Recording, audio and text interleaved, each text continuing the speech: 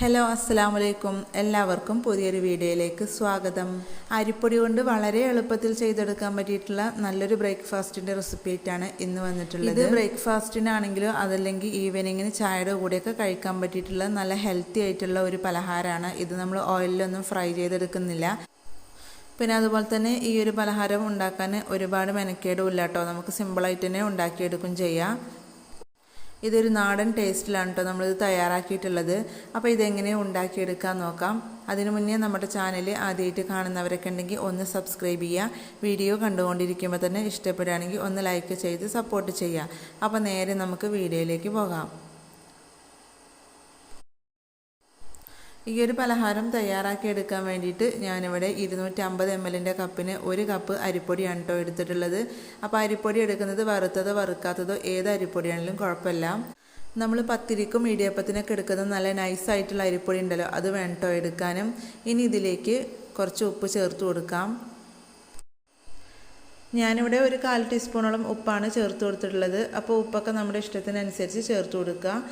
ഉപ്പ് ചേർത്ത് കൊടുത്തിട്ട് നല്ലപോലെ ഒന്ന് മിക്സ് ചെയ്തെടുക്കുക കേട്ടോ. ഇതുപോലെ ഒരു സ്പൂൺ വെച്ചിട്ട് നല്ലപോലെ ഒന്ന് മിക്സ് ചെയ്തെടുക്കുക. ഇപ്പോൾ ഇതാ ഉപ്പൊക്കെ ചേർത്തിട്ട് നല്ലപോലെ ഒന്ന് മിക്സാക്കി എടുത്തിട്ടുണ്ട്. ഇനി ഇതിലേക്ക് നമുക്ക് വെള്ളമാണ് കേട്ടോ ഒഴിച്ചു കൊടുക്കേണ്ടത്. അപ്പോൾ ഞാനിവിടെ 2.5 കപ്പ് തിളച്ച വെള്ളമാണ് ഒഴിച്ചു കൊടുക്കുന്നത്. അപ്പോൾ ആദ്യം കുറച്ച് ഒഴിച്ചു കൊടുത്തിട്ട് നല്ലപോലെ മിക്സ് ചെയ്തതിന് ശേഷം ബാക്കി പിന്നീട് ഒഴിച്ചു കൊടുക്കുക. അപ്പോൾ ആദ്യം നമ്മൾ ഒഴിച്ചു കൊടുക്കുന്ന വെള്ളം നല്ല തിളച്ച വെള്ളം തന്നെ ഒഴിച്ചു കൊടുക്കാൻ ശ്രദ്ധിക്കുക കേട്ടോ. അപ്പോൾ ഞാനിവിടെ കുറച്ച് ഒഴിച്ചു കൊടുത്തിട്ടുണ്ടായിരുന്നു. ഇനി ബാക്കിയുള്ളതും കൂടി ഒഴിച്ചു കൊടുക്കാം. ഇപ്പോൾ അതാ 2.5 കപ്പ് വെള്ളം മുഴുവനായിട്ടും ഒഴിച്ചു കൊടുത്തിട്ടുണ്ട്. എന്നിട്ട് ഇതുപോലെ ഒന്ന് മിക്സ് ചെയ്തെടുക്കുക. ഈ ഒരു സമയത്ത് നല്ല തിക്കായിട്ടായിരിക്കും നമുക്കിത് കിട്ടിയിട്ടുണ്ടാകുക. അപ്പോൾ കുറച്ച് ലൂസായിട്ടാണ് വേണ്ടത്, എന്നാൽ ഒരുപാട് ലൂസും അല്ല. അപ്പോൾ ഇതിലേക്ക് ഞാൻ വീണ്ടും 2 കപ്പ് പച്ചവെള്ളമാണ് കേട്ടോ ഒഴിച്ചു കൊടുക്കുന്നത്. ആദ്യം ഒഴിച്ചു കൊടുക്കുന്ന വെള്ളം നല്ല തിളച്ചത് ഒഴിച്ചു കൊടുക്കുക. രണ്ടാമത്തെ പ്രാവശ്യം ഒഴിച്ചു കൊടുക്കുമ്പോൾ നമുക്ക് പച്ചവെള്ളം ഒഴിച്ചു കൊടുത്താൽ മതി. അപ്പോൾ ഞാൻ ആദ്യം 2.5 കപ്പ് വെള്ളം പിന്നീട് 2 കപ്പ് വെള്ളമാണ് കേട്ടോ ചേർത്ത് കൊടുത്തിട്ടുള്ളത് 1 കപ്പ് അരിപ്പൊടിക്ക്.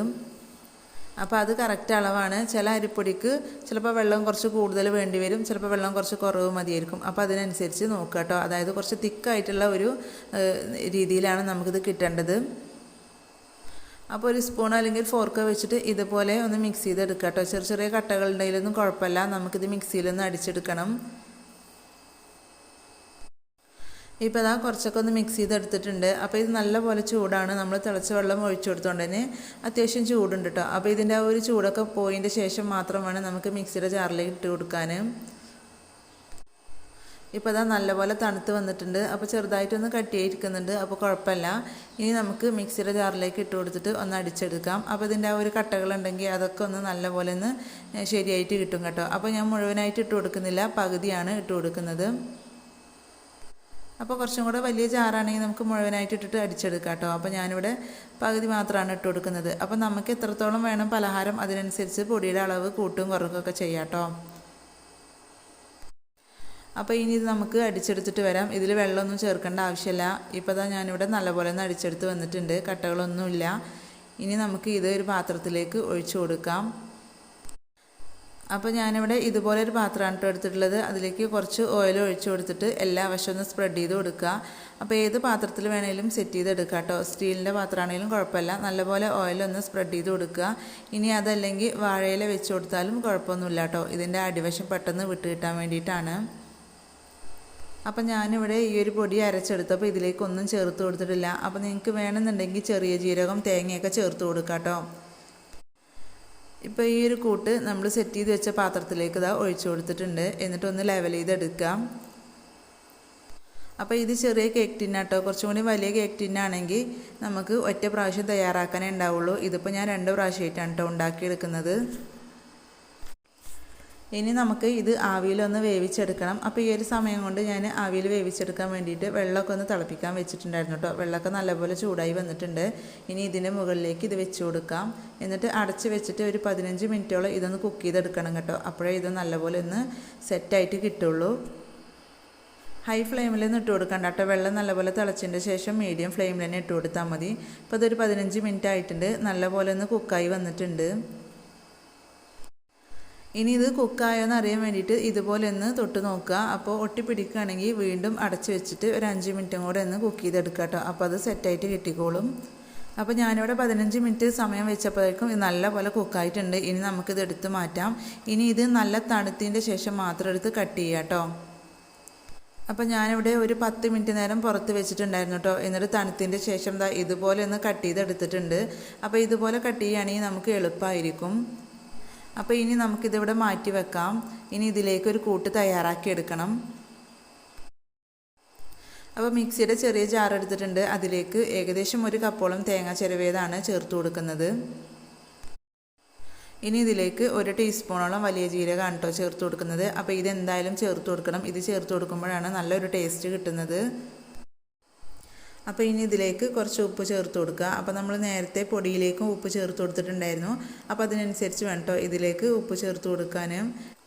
നമ്മൾ രണ്ടും കൂടി മിക്സ് ചെയ്യുമ്പോൾ ഉപ്പ് കറക്റ്റായിരിക്കണം. പിന്നെ അതുപോലെ തന്നെ ഇതിലേക്ക് ഒരു സവാളയുടെ പകുതിയാണ് കേട്ടോ ചേർത്ത് കൊടുക്കുന്നത്. ഒരു മീഡിയം സൈസിലുള്ള സവാളയുടെ പകുതിയാണ്. വലിയ സവാളയ്ക്കിന് 1/4 ഭാഗം ചേർത്ത് കൊടുത്താൽ മതി. പിന്നെ അതുപോലെ തന്നെ ചുമന്നുള്ളി ചേർത്ത് കൊടുക്കേണ്ട, സവാള തന്നെ ചേർത്ത് കൊടുക്കുക. ഇതിലേക്ക് എരിവിനനുസരിച്ച് ഞാനിവിടെ മുളക് പൊടി ചേർത്ത് കൊടുത്തിട്ടുണ്ട്. നല്ല എരിവുള്ള മുളക് പൊടിയാണ്, അതുകൊണ്ട് ഒരു 1/2 ടീസ്പൂണോളം ചേർത്ത് കൊടുത്തിക്കണു. പിന്നെ അതുപോലെ തന്നെ ഒരു 1/4 ടീസ്പൂണോളം മഞ്ഞൾപ്പൊടിയും കൂടി ചേർത്ത് കൊടുത്തിട്ടുണ്ട്. അപ്പോൾ ഇത്രയും ചേർത്ത് കൊടുത്തതിന് ശേഷം നമുക്കിതൊന്ന് ക്രഷ് ചെയ്തെടുക്കാം കേട്ടോ. ഒരുപാട് പേസ്റ്റ് ചെയ്തിട്ട് അരച്ചെടുക്കരുത്. ഇതുപോലെ ഒന്ന് ആക്കിയെടുത്താൽ മാത്രം മതി. ഇനി ഇത് മാറ്റി വെക്കാം. അടുത്തതായിട്ട് ഇതുപോലെ ഒരു പാത്രം വെച്ചിട്ടുണ്ട്. നല്ലപോലെ ചൂടായി വരുമ്പോൾ അതിലേക്ക് 1-2 ടേബിൾ സ്പൂണോളം വെളിച്ചെണ്ണ ഒഴിച്ചു കൊടുക്കുക. അപ്പോൾ വെളിച്ചെണ്ണയിൽ തന്നെ ഇത് ചെയ്തെടുക്കുക കേട്ടോ. അപ്പോഴാണ് ഇത് നല്ല നാടൻ ടേസ്റ്റ് കിട്ടുന്നത്. അപ്പോൾ ഈ ഒരു എണ്ണ ചൂടായി വരുമ്പോൾ ഇതിലേക്ക് കടുക് ഇട്ട് കൊടുക്കുക. അപ്പോൾ ഞാനിവിടെ ഒരു 1/2 ടീസ്പൂണോളം കടുകാണ് കേട്ടോ ചേർത്ത് കൊടുക്കുന്നത്. അപ്പോൾ 1 ടീസ്പൂൺ വരെയൊക്കെ കടുക് ചേർത്ത് കൊടുക്കുക കേട്ടോ. കടുക് ചേർത്ത് കൊടുക്കുമ്പോഴാണ് ഇത് നല്ല ടേസ്റ്റ് ആകുന്നത്. നല്ലപോലെ കടുക് ചേർത്ത് നല്ല പൊട്ടി നല്ല മൂത്ത് വരുമ്പോൾ ആ ഒരു കടുകിൻ്റെ ആ ഒരു സ്മെല്ലൊക്കെ കിട്ടുമ്പോഴാണ് ഇതിന് പ്രത്യേക ഒരു ടേസ്റ്റ് കിട്ടുന്നത് കേട്ടോ. ഇപ്പോൾ കടുകൊക്കെ ഏകദേശം നല്ലപോലെ ഒന്ന് പൊട്ടി വന്നിട്ടുണ്ട്. ഇനി ഇതിലേക്ക് കറിവേപ്പില ചേർത്ത് കൊടുക്കുക. അപ്പോൾ ഞാനിവിടെ 2 തണ്ട് കറിവേപ്പിലയാണ് ചേർത്ത് കൊടുക്കുന്നത്. അപ്പോൾ കറിവേപ്പില ചേർത്തിട്ട് ഇതുപോലെ ഇളക്കി കൊടുക്കുക. അതിനുശേഷം നമ്മൾ നേരത്തെ അരച്ച് വെച്ചിട്ടുണ്ടായിരുന്ന ആ ഒരു തേങ്ങയുടെ കൂട്ടുണ്ടല്ലോ, അത് ചേർത്ത് കൊടുക്കുക കേട്ടോ. ഈ ഒരു സമയത്ത് നിങ്ങൾക്ക് വറ്റൽമുളക് ഉണ്ടെങ്കിൽ അത് ചേർത്ത് കൊടുക്കാം. ഈ ഒരു തേങ്ങയുടെ കൂട്ട് ചേർത്ത് കൊടുക്കുന്ന സമയത്ത് ഏറ്റവും ലോ ഫ്ലെയിമിലേക്ക് ഇട്ട് കൊടുക്കുക കേട്ടോ. ഇനി ഇത് 1 മിനിറ്റോളം നല്ലപോലെ ഒന്ന് ഇളക്കി കൊടുക്കണം. അതായത് ഇതിൻ്റെ ആ ഒരു പച്ചച്ചൊവ ഒന്ന് മാറി കിട്ടണം കേട്ടോ. ഇതിൽ നമ്മൾ മുളക് പൊടിയൊക്കെ ചേർത്ത് കൊടുത്തതാണ്. അപ്പോൾ അതിൻ്റെ ആ ഒരു പച്ചച്ചൊവയൊക്കെ ഒന്ന് മാറി കിട്ടണം. പിന്നെ അതുപോലെ തന്നെ ഒരു വെള്ളപ്പറ്റ് നല്ലപോലെ ഒന്ന് മാറി കിട്ടണം കേട്ടോ. അതുവരെ നമുക്കൊന്ന് ഇളക്കി കൊടുക്കാം. അപ്പോൾ പ്രത്യേകം ശ്രദ്ധിക്കുക, ഒരുപാട് സമയമൊന്നും വറുത്തെടുക്കരുത്. 1 മിനിറ്റ് മാത്രം ഇതുപോലെ ആക്കിയെടുത്താൽ മതി. അപ്പോൾ നമ്മൾ 1 മിനിറ്റ് നേരമൊക്കെ ഇതുപോലെ ഒന്ന് ഇളക്കി കൊടുത്തിട്ടുണ്ടെങ്കിൽ ഇത് നല്ലൊരു സ്മെല്ലുണ്ടാവും കേട്ടോ ഇതിന്. അതായത് ആ മുളക് പൊടിയൊക്കെ നല്ലപോലെ ചൂടായിട്ട് തേങ്ങ നല്ലപോലെയൊക്കെ ചൂടായിട്ട് അതിൻ്റെ ഒരു സ്മെല്ല് വരും. ആ ഒരു സമയത്ത് വേണം കേട്ടോ നമ്മൾ നേരത്തെ കട്ട് ചെയ്ത് വെച്ചിട്ടുള്ളത് ഇട്ട് കൊടുക്കാൻ.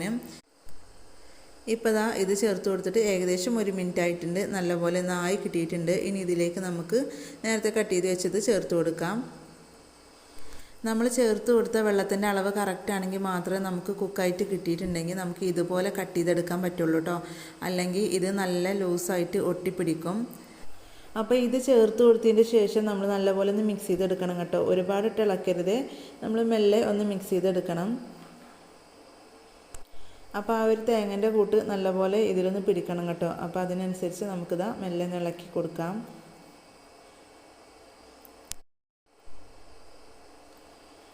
ഇപ്പോൾ ഞാനിവിടെ നല്ലപോലെ ഇളക്കി എടുത്തിട്ടുണ്ട്. ഇനി നമുക്കിത് അടച്ച് വെച്ചിട്ട് 5 മിനിറ്റ് സമയം ലോ ഫ്ലെയിമിലിട്ടിട്ടൊന്ന് വെക്കണം കേട്ടോ. എന്നാലും ഇത് നല്ലപോലെ സെറ്റായിട്ട് കിട്ടുള്ളൂ. ഇത് നമ്മൾ കുറച്ച് നേരം ഇങ്ങനെ അടച്ച് വെച്ചിട്ടുണ്ടെങ്കിൽ ആ ഒരു തേങ്ങൻ്റെയും വലിയ ജീരകത്തിൻ്റെയൊക്കെ ആ ഒരു ഫ്ലേവർ നല്ലപോലെ ഇതിലേക്ക് പിടിക്കും കേട്ടോ. അപ്പോൾ അതിന് വേണ്ടിയിട്ടാണ് നമ്മൾ അടച്ച് വെക്കുന്നത്. ഇപ്പോൾ ഏകദേശം 5 മിനിറ്റ് സമയത്തോളം ഞാനിവിടെ അടച്ച് വെച്ചിട്ടുണ്ടായിരുന്നു. എന്നിട്ട് ഇതുപോലെ ഒന്നും കൂടെ ഒന്ന് മിക്സ് ചെയ്തെടുക്കാം. അപ്പോൾ ഇത്രയേ ഉള്ളൂ കേട്ടോ. ഇനി നമുക്ക് ഫ്ലെയിം ഓഫ് ചെയ്യാം. എന്നിട്ട് വേറൊരു പ്ലേറ്റിലേക്ക് മാറ്റി കൊടുക്കാം. അപ്പോൾ ഞാൻ നേരത്തെ പറഞ്ഞ പോലെ തന്നെ ബ്രേക്ക്ഫാസ്റ്റിനാണെങ്കിലും അതല്ല ഈവനിങ്ങിന് ചായയുടെ കൂടെ ആണെങ്കിലൊക്കെ കഴിക്കാൻ പറ്റിയിട്ടുള്ള നല്ല ടേസ്റ്റി ആയിട്ടുള്ളൊരു പലഹാരമാണ് കേട്ടോ ഇത്. ഇപ്പോൾ ഞാനിവിടെ മുഴുവനായിട്ടും പാത്രത്തിലേക്ക് മാറ്റിയിട്ടുണ്ട്. അപ്പോൾ അരിപ്പൊടി വെച്ചിട്ട് ഇതുപോലെ ചെയ്ത് നോക്കിയിട്ടില്ലെങ്കിൽ തീർച്ചയായും ഒരു തവണ ചെയ്ത് നോക്കുക കേട്ടോ. നല്ല നാടൻ ടേസ്റ്റിലുള്ള ഒരു അടിപൊളി ബ്രേക്ക്ഫാസ്റ്റിൻ്റെ ഒരു റെസിപ്പിയാണ്. അപ്പോൾ ഇത്രയേ ഉള്ളൂ കേട്ടോ നമ്മുടെ ഇന്നത്തെ ഒരു വീഡിയോ ഇഷ്ടപ്പെട്ടാൽ ഒന്ന് ലൈക്ക് ചെയ്യുക. അതുപോലെ തന്നെ നിങ്ങളുടെ അഭിപ്രായങ്ങൾ അറിയിക്കുക. ഫ്രണ്ട്സിനും ഫാമിലിക്കും ഷെയർ ചെയ്ത് സപ്പോർട്ട് ചെയ്യുക.